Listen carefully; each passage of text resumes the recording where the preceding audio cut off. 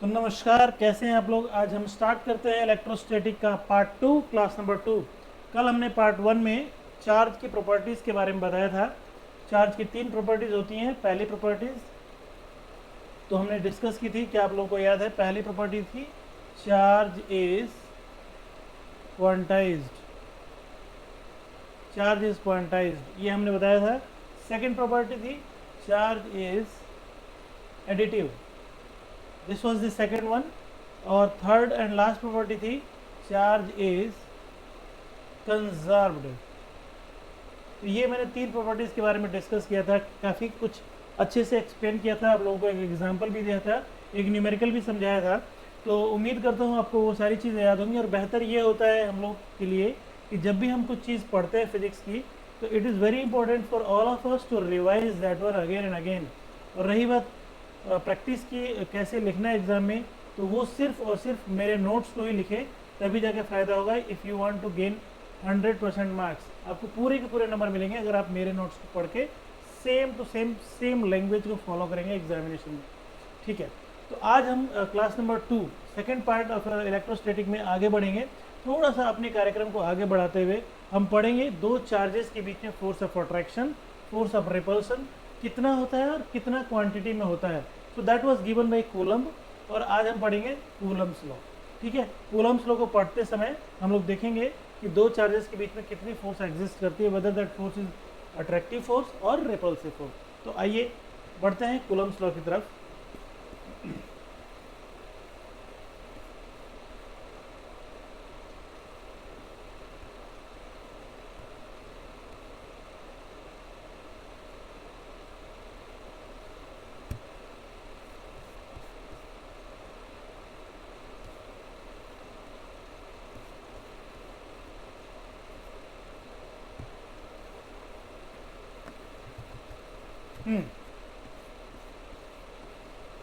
ठीक है, तो we will start Coulomb's law.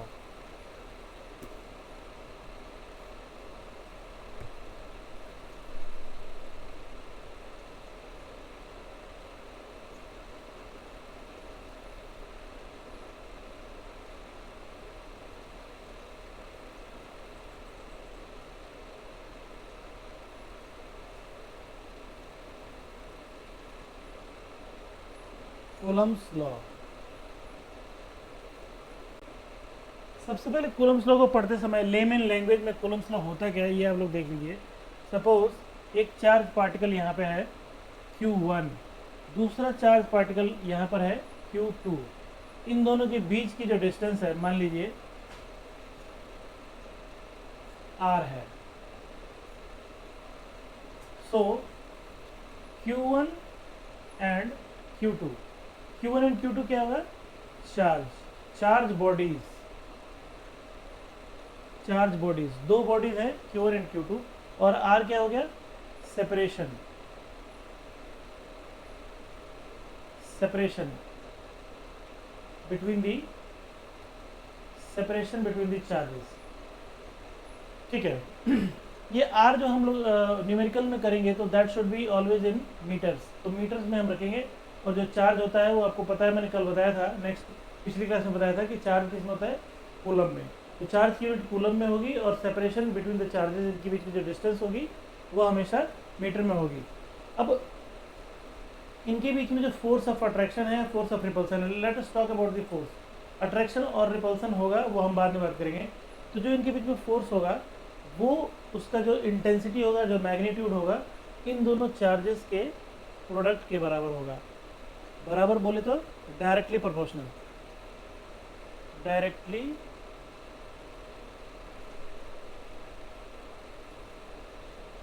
Directly proportional.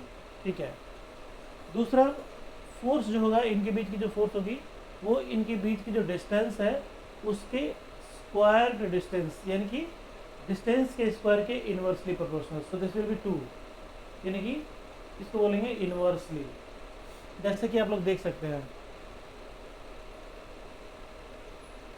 Inversely proportional. Okay, अगर मैं इन दोनों ही इक्वेशंस को एक साथ कंबाइन करूँ तो कैसे लिखना पड़ेगा, F is directly proportional to Q1 into Q2 upon R square. ठीक है। So this equation number 3 represents a combination of first and two, इन दोनों का कॉम्बिनेशन नंबर 3 में है। अगर मैं यहाँ से डायरेक्टली प्रोपोर्शनल का सिंगुलर सिंबल हटाऊंगा तो क्या होगा, इक्वल टू का निशान लगाऊंगा, उसके बदले में आएगा एक कांस्टेंट के, constant of proportionality. So that will be k multiplied by q1 q2 upon r square. So we are having this formula as Coulombian force between two charges. These are two charges, ये दो charges हैं, इनके बीच में Coulombian force का formula ये वाला है। और ये k क्या है, k जो है वो क्या है, कांस्टेंट है, कांस्टेंट ऑफ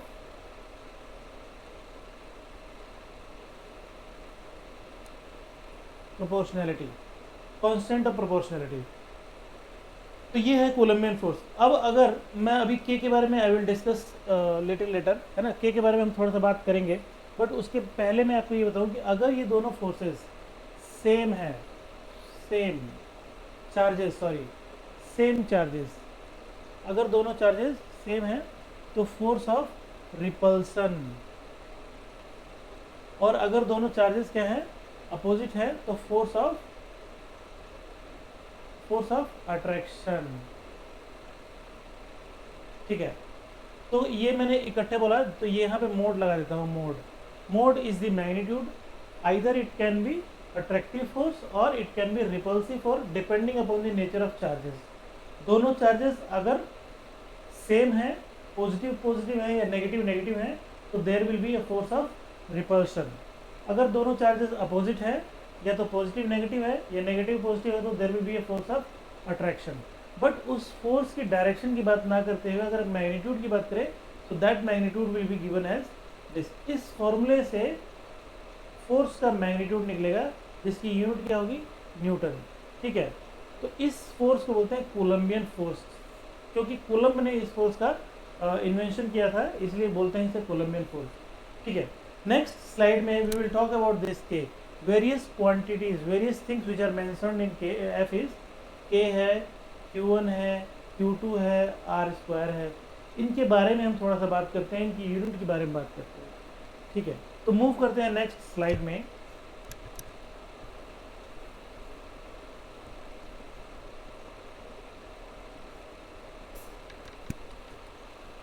वेट,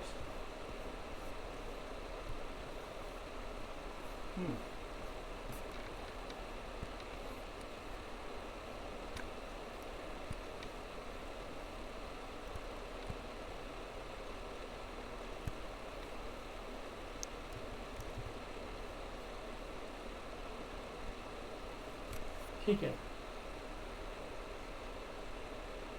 अब हमने लिखा था अभी थोड़ी देर पहले, क्या लिखा था कि F बराबर के Q1 Q2 upon R square. ठीक है, तो मैं एक एक करके इसके जो वेरियस पार्ट्स है उसके डिस्कशन करूंगा। सबसे पहले मैं के की डिस्कशन करूंगा। के जो होता है वो होता है कांस्टेंट। ये कब लगाते हैं, जब हम प्रोपोर्शनलिटी का निशान हटाते हैं तो उसकी जगह पर हम लोग कांस्टेंट लगाते हैं के। तो के की वैल्यू होगी 1/4 pi epsilon node. Epsilon node को बोलते हैं परमिटिविटी। क्या बोलते हैं, परमिटिविटी फॉर फ्री स्पेस। ठीक है, एप्सिलॉन नोड की वैल्यू होती है परमिटिविटी फॉर फ्री स्पेस। अगर मैं इन तीनों, और इसकी वैल्यू क्या होती है, कांस्टेंट होती है। एप्सिलॉन नोड की जो वैल्यू होती है कांस्टेंट होती है। तो अब मैं इसमें लिखता हूं 8.85 इंटू 10⁻⁻12। ये क्या लिखा मैंने, ये वैल्यू है किसकी, एप्सिलॉन नोड की। एप्सिलॉन नोड की जो वैल्यू है वो कांस्टेंट है, इसको बोलते हैं एप्सिलॉन नोड, इसको पढ़ेंगे एप्सिलॉन नोड। ठीक है, इसकी वैल्यू होती है फिक्स। अब मैंने इसका यूनिट नहीं लिखा, यूनिट इसलिए नहीं लिखा क्योंकि यूनिट में चाहता हूँ कि आप लोग निकालें। तो आइए देखते हैं कैसे यूनिट निकालेंगे। एक चीज़ को रटना नहीं है, समझना है।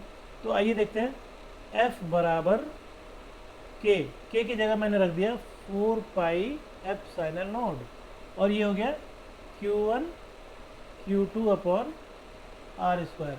मेरे को एप्सिलॉन नॉट की वैल्यू तो पता है 8.85 इंटू 10⁻12, दिस इज कॉन्स्टेंट, ये कॉन्स्टेंट है, बट एप्सिलॉन नॉट का मुझे यूनिट नहीं पता है। हमें पता है but we want to derive it in front of you, आपके सामने हम डेराइव करना चाहते हैं ताकि आपको किसी तरह की कोई कन्फ्यूजन ना रहे एग्जामिनेशन में। तो आइए, अगर मुझे इसकी वैल्यू निकालनी तो मैं इसको इधर ले जाऊँगा, बाकी सारा एक तरफ ले जाऊँगा। तो इधर हो जाएगा मेरे पास एप्सिलॉन नॉट, और यहाँ हो जाएगा Q1 Q2 upon R square into F, और ये हो जाएगा 4 पाई। ठीक है, Q1 यूनिट क्या होती है Q की? कूलम्ब। एक और Q है तो इसकी भी यूनिट क्या हो जाएगी? कूलम्ब। तो 2 बार कूलम्ब है तो कूलम्ब का स्क्वायर लिख दीजिए। फिर R की यूनिट क्या होती है? मीटर। स्क्वायर है तो मीटर का स्क्वायर हो जाएगा। फोर्स की यूनिट क्या होती है? न्यूटन। और 4 पाई क्या है? कांस्टेंट है। कांस्टेंट जो होता है वो यूनिट लेस होता है, उसकी यूनिट नहीं होती है। तो हमारे पास एप्सिलॉन नॉट की यूनिट आ गई। क्या आ गई? कूलम्ब का square upon metre square newton. This is the unit of epsilon naught. कुछ लोग कैसे लिख सकते हैं? कूलम्ब का स्क्वायर मीटर की पावर -2 न्यूटन की power -1, that is how we can also write. तो ऐसे भी हम लिख सकते हैं। ये एप्सिलॉन नॉट की यूनिट है। तो मेरा कहने का मतलब ये था कि k is equal to 1/4 pi epsilon naught, यानी कि 1/4 पाई मीन्स 3.14, और एप्सिलॉन नॉट मतलब होता है 8.85 इंटू 10⁻12। इसको जब हम सॉल्व करते हैं तो 9 इंटू 10⁻9 आता है। अब इसकी यूनिट क्या होगी? सिंपल, इसकी यूनिट क्या होगी? ये 4 पाई की तो यूनिट होती नहीं है क्योंकि कांस्टेंट है। तो अब ये चूंकि एप्सिलॉन नॉट नीचे है तो k क्या होगा? जितना एप्सिलॉन नॉट का यूनिट होगा उसका ठीक उल्टा, क्योंकि एप्सिलॉन नॉट और k आपस में एक दूसरे के इन्वर्स हैं, तो इसका उल्टा होगा। तो इसका यूनिट क्या होता है एप्सिलॉन नॉट का? ये। तो k की यूनिट क्या होगी? इसका ठीक उल्टा, यानी कि कूलम्ब की पावर -2।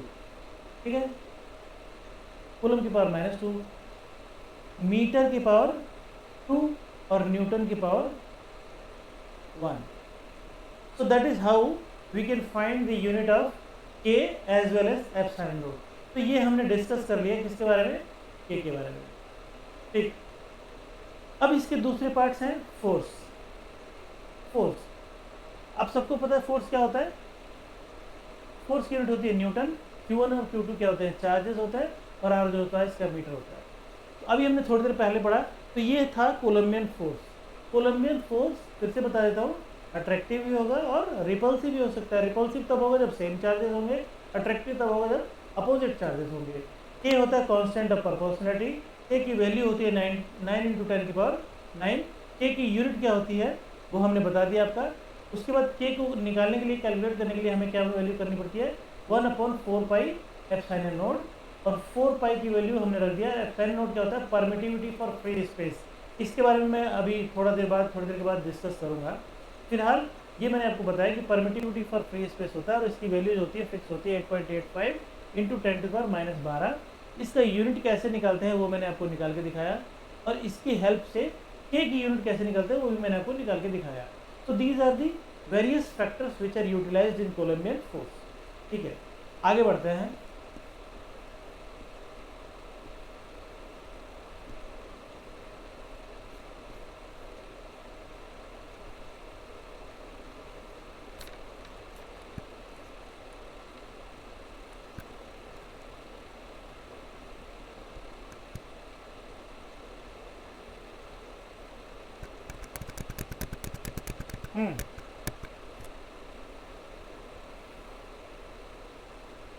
ठीक है, अब अगर हमको कोई क्वेश्चन पूछे कि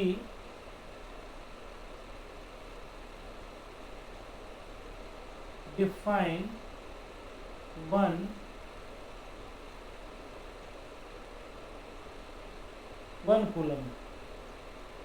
कूलम को डिफाइन करें। आइए देखते हैं कैसे डिफाइन करेंगे।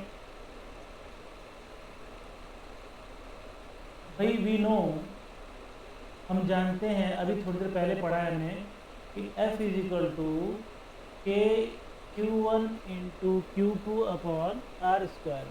ये हमने अभी भी पढ़ा, ठीक है। अगर मान लीजिए इफ फोर्स जो है 1 न्यूटन है, सपोज फोर्स कितना है 1 न्यूटन, ठीक है।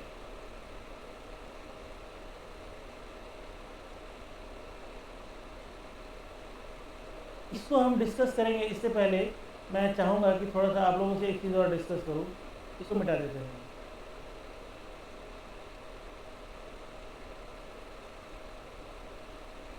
हाँ, ये हो गया हमारे पास फोर्स। मान लीजिए कि यहाँ पे एक चार्ज है Q1 और यहाँ पे एक और चार्ज है Q2, ठीक है। इसकी वैल्यू है 1 कूलम सपोज।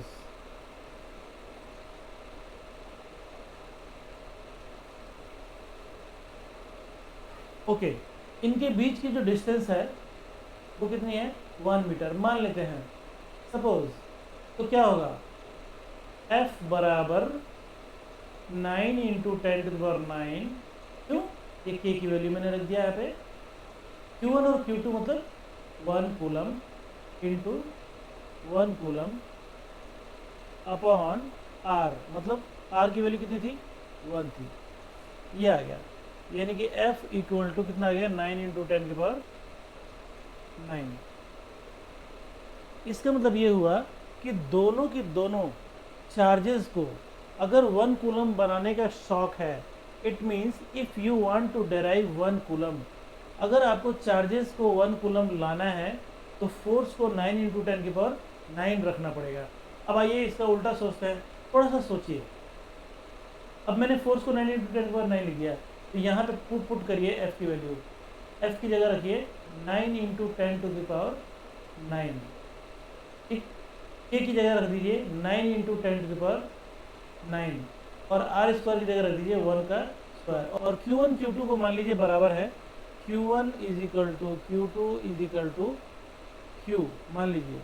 तो क्या हो जाएगा यहाँ पे Q का स्क्वायर, 2 बार Q आएगा, तो ये 9 इंटू 10⁹ 9 इंटू 10⁹ कट जाएगा, तो Q square is equal to आ जाएगा 1, यानी कि Q is equal to 1 coulomb, ठीक है। ओके, तो यहाँ से हमको क्या पता चला कि अगर हमें 1 कूलम चार्ज लाना है तो फोर्स कितना रखना पड़ेगा 9 इंटू 10⁹, क्योंकि वो कटेगा। क्योंकि भाई K की वैल्यू तो हम मान ही नहीं सकते ना, we can not consider K की वैल्यू। K की वैल्यू को हम कंसिडर कर ही नहीं सकते। क्यों? क्योंकि K की वैल्यू तो फिक्स होती है 9 into 10⁹, we can not consider it. तो हम F को कंसिडर करेंगे ठीक उतना ही जितना कि K है, ताकि दोनों तरफ कट जाए। तो मैंने क्या माना कि मान लीजिए कि F क्या है 9 इंटू 10⁹, और उन दोनों चार्जेस के बीच की डिस्टेंस अब कितनी है 1 मीटर, ठीक है। तो अब हम क्या लिखेंगे कि 1 कूलम वो चार्ज होती है, दो चार्जेस के बीच की डिस्टेंस अगर 1 मीटर है और उनके बीच की फोर्स ऑफ अट्रैक्शन या रिपल्सन 9 इंटू 10⁹ अगर रखवाना है तो हमें वो दोनों चार्जेस को 1 कूलम रखवाना पड़ेगा। So this is the definition of 1 coulomb, ठीक है। तो 1 कूलम वो चार्ज है जो दो चार्जेस के बीच की डिस्टेंस जब 1 मीटर होती है, उनके बीच का जो फोर्स ऑफ अट्रैक्शन या रिपल्सन 9 इंटू 10⁹ रखने के लिए अगर 1 मीटर की डिस्टेंस रखी जाए तो दो चार्जेस हमेशा 1 कूलम होती है।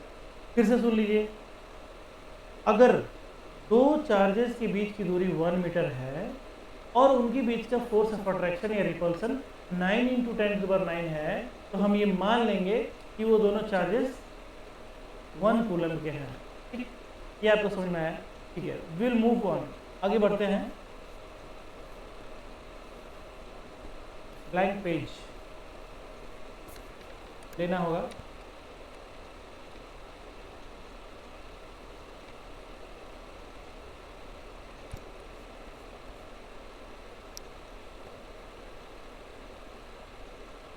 ठीक है, तो यहां तक तो हमने पढ़ लिया।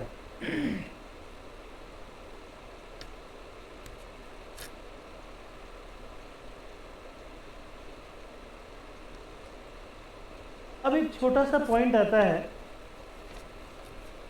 कंपैरिजन का, थोड़ा सा इंपॉर्टेंट है, ये एग्जामिनेशन में कई बार क्वेश्चन आता है 2 नंबर का, तो मैं यहाँ लिखूंगा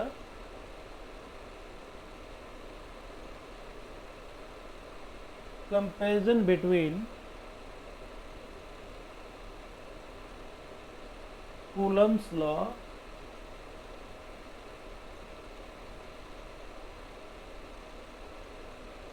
एंड ग्रेविटेशनल लॉ।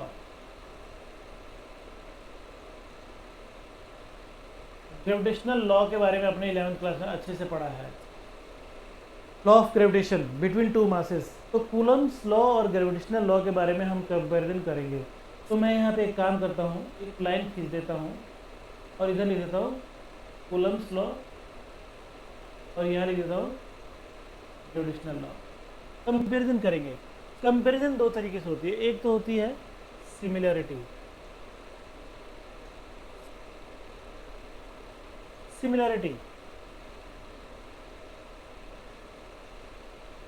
सिमिलैरिटी की बात करेंगे तो हम ये पाएंगे कि जो दोनों ही फोर्सेस होती हैं, कूलम वाली या ग्रेविटेशन वाली, तो दोनों की दोनों फोर्सेस Q1 इंटू Q2 के डायरेक्टली प्रोपोर्शनल होगी और ये M1 इंटू M2 को डायरेक्टली प्रोपोर्शनल होगी। मतलब ये हुआ कि यहाँ पे Q1 है और यहाँ पे Q2 है। इनके बीच की डिस्टेंस अगर R है तो इन दोनों के बीच में जो कोलम्बियन फोर्स होगा वो मल्टीप्लिकेशन में होगा किसके? चार्जेस के। उसी तरह से अगर यहाँ पे एक मास है M1, एक मास M2 है, इनके बीच की डिस्टेंस भी R है, तो क्या होगी? जो ग्रेविटेशनल फोर्स होगी वो क्या होगी? इन दोनों मासेस के मल्टीप्लिकेशन के डायरेक्टली प्रोपोर्शनल होती है। ये सिमिलरिटी हो गया। दूसरी सिमिलरिटी ये है कि स्क्वायर्ड डिस्टेंस के इन्वर्सली प्रोपोर्शनल होगा। बिल्कुल सेम टू सेम इधर भी होता है, स्क्वायर्ड डिस्टेंस के इन्वर्सली प्रोपोर्शनल होगा। ठीक है, ठीक है। तीसरी चीज ये है कि F इक्वल्स टू K, यहाँ पे लगता है K, constant of proportionality, that will be K Q1 into Q2 upon R square. यहाँ पे भी अगर हम हटाते हैं तो लगता है कैपिटल G, ग्रेविटेशनल कांस्टेंट, ये भी कांस्टेंट होता है और ये होता है M1 into M2 upon R square. तो ये तो रही similarity. This is the similarity between Columbian force and gravitational force. ठीक है। अगर मैं डिसिमिलरिटी की बात करूं तो कैसे होगा? आइए देखते हैं डिसिमिलरिटी कैसे निकालेंगे। कई बार क्या होता है एग्जामिनेशन में किसी किसी सेट में सिमिलरिटी पूछ देता है, किसी किसी सेट में डिफरेंस पूछ देता है। तो अगर हमें डिफरेंस पूछें तो हमें डिफरेंस भी आना चाहिए और सिमिलरिटी पूछे तो सिमिलरिटी आनी चाहिए। तो सिमिलरिटी के बारे में डिस्कस कर लिया। अब आ जाइए कोलम्बियन लॉ और लॉ से अच्छा है फोर्स। अगर हम फोर्स लिखें तो ज़्यादा अच्छा होगा।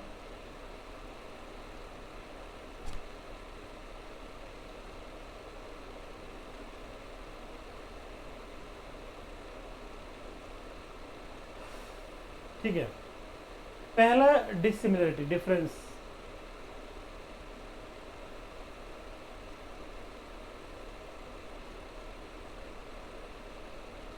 तो ये क्या कहेंगे? पहला डिफरेंस ये है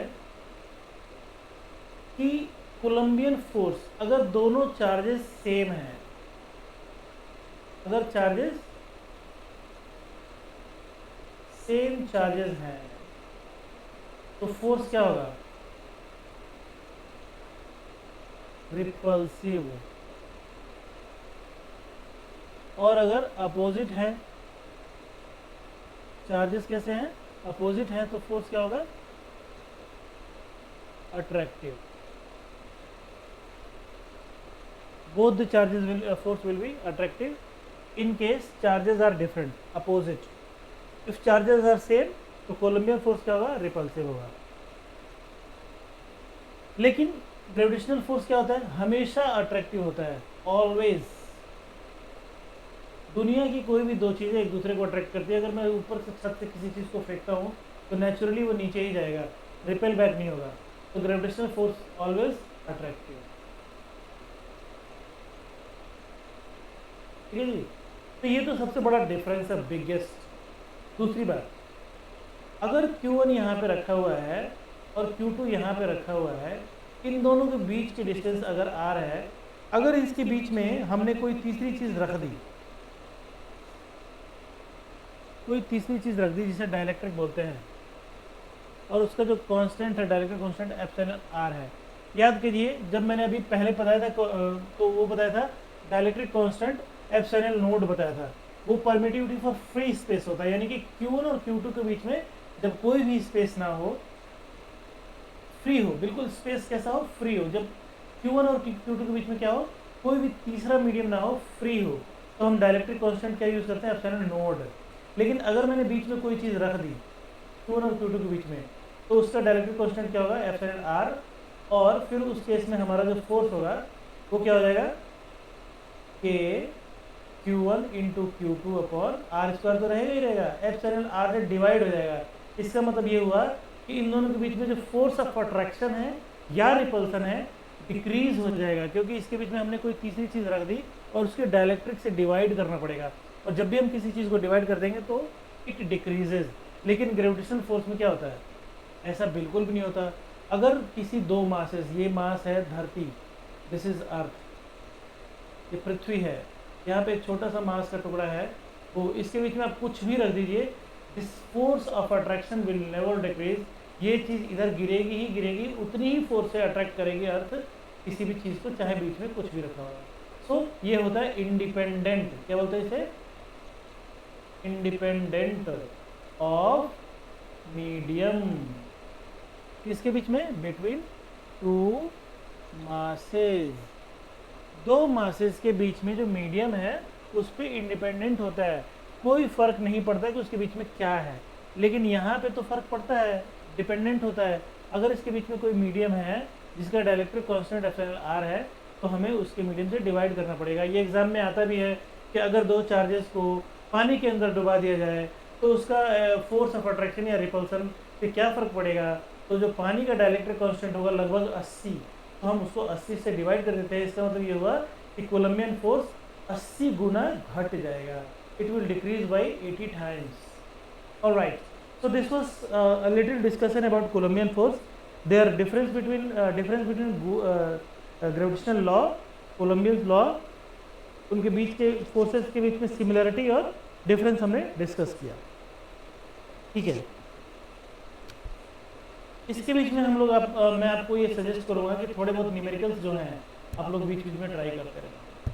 अगर न्यूमेरिकल हम करेंगे तो क्या होगा, हमें थोड़ा सा आइडिया आ जाएगा।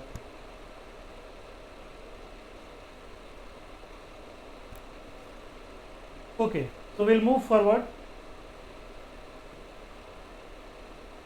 आगे बढ़ते हैं।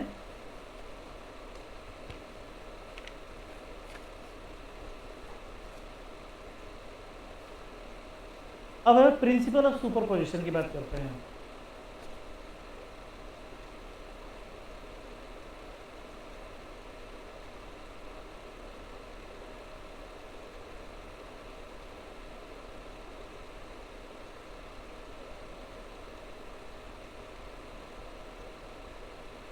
प्रिंसिपल ऑफ सुपरपोजिशन में क्या है कि मान लीजिए कि यहाँ पे एक चार्ज है Q1, सपोज एक चार्ज यहाँ पे है Q1,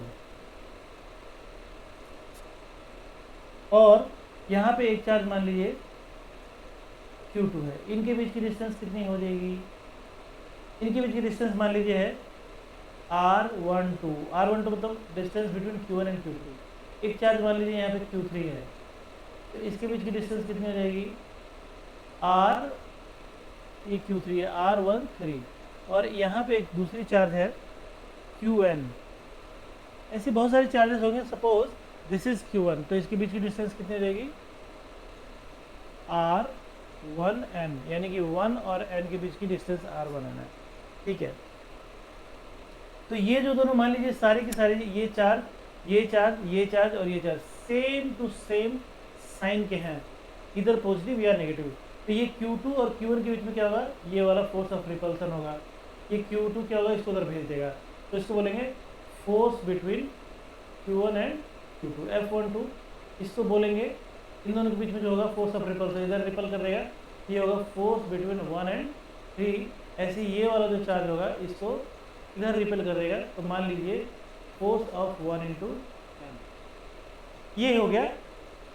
अब मुझे ये देखना है यहाँ पे कि इस Q1 पर ये Q2, Q3 और Qn ये मिलकर इकट्ठा कलेक्टिवली इस Q1 के ऊपर कितना फोर्स डालते हैं, उसको बोलेंगे प्रिंसिपल ऑफ सुपरपोजिशन।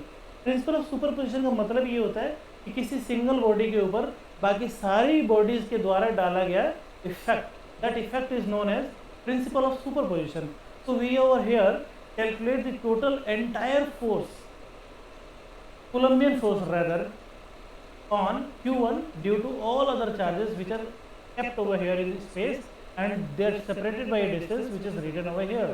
तो हम लोग निकालेंगे टोटल फोर्स, यहाँ पे निकालेंगे total force on Q1 due to all other charges. और अगर हम इस टोटल फोर्स को निकाल लेंगे तो हमारी ये जो टोटल फोर्स होगी वो क्या कहलाएगी, प्रिंसिपल ऑफ सुपरपोजिशन के हिसाब से हम लोग निकालेंगे. तो आइए देख लेते हैं कैसे निकालेंगे टोटल फोर्स F. तो क्या होगा, F equal to F12 F13 F14. अगर 4 होता तो F14 यहाँ पे होता, अगर 4 होता यहाँ पे Q4 होता. इनके बीच की डिस्टेंस कितनी हो जाती, R14, और यहाँ पे जो फोर्स होती वो क्या होती, F14. तो मैं वही कर दिया, plus dash dash dash dash और लास्ट में क्या हो गया F1N, लाइक दैट. अब 1 और 2 के बीच में कितना फोर्स होगा, ये रहा 1 और ये रहा 2. तो फोर्स तो आपको पता ही है क्या होता है, K Q1 Q2 upon R12, K Q1 Q3 upon R13, K Q1 Q4 upon R14 plus K Q1 Qn upon R1n का स्क्वायर. ये हो गया. अब इसमें से क्या कॉमन आ जाएगा, आप बताइए, इसमें से कॉमन आएगा क्या, कॉमन आएगा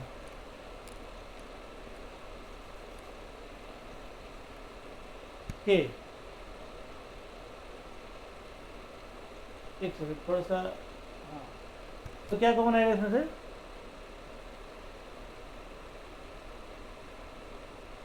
K कॉमन आएगा. और आपने देखा सब में Q1 भी है, तो K Q1 कॉमन आ जाएगा और क्या बचेगा Q2 upon R12 square, Q3 upon R13 square, Q4 upon R14 square plus Qn upon R1n square.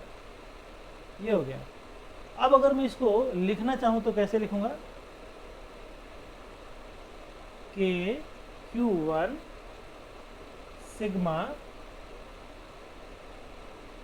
Q R upon R, ये R सेम टू सेम हो जाएगा, कोई बात नहीं, R1, इसको आप मान लीजिए N या T मान लीजिए T, क्योंकि ये वाला R और ये वाला सेम आ जाएगा. तो K Q T upon R1T का स्क्वायर. अब ये T क्या है, T देखिए यहाँ पे 2 से स्टार्ट हो रहा है, 2 3 4. यहाँ भी अगर मैं T लिखता हूँ ये वाला, तो ये भी देखिए सेम टू सेम 2 3 4 से स्टार्ट हो रहा है. तो मैं यहाँ पे लिखूँगा T बराबर 2 से लेकर और कहाँ पे खत्म हो रहा है N पर, यहाँ भी N है और यहाँ भी N है. तो T बराबर 2 से लेके T बराबर N तक. तो this is force, total force, total force, expression for total force on Q1 due to all other charges. So this is called